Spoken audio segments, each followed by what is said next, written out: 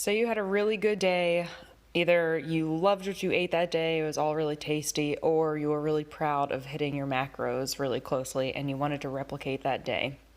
There's a couple different ways you can do this. So here is my sample day.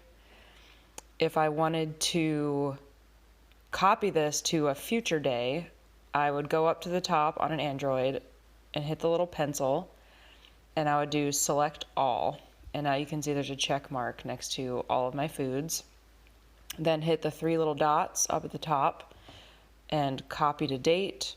And you can pick for today, tomorrow, Thursday. So I'm going to go ahead and choose Thursday, and then you'll automatically be taken to that day. And there you go. So you've got all your foods in there. You can swap some things in and out. You can change different portions, all of that.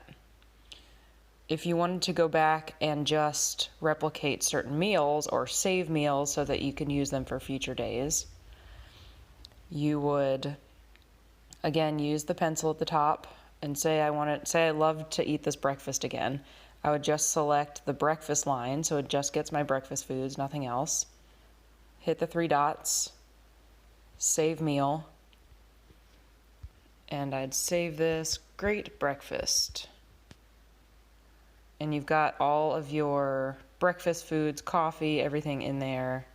You can even add a picture. You've got all the macros, and you'd hit save. Great breakfast has been added to your save meals. Then say I wanted to eat that same breakfast on Friday. I would go to add food, over to the meals tab, select great breakfast, hit the check mark in the top right, and there you go. It's been all loaded in there.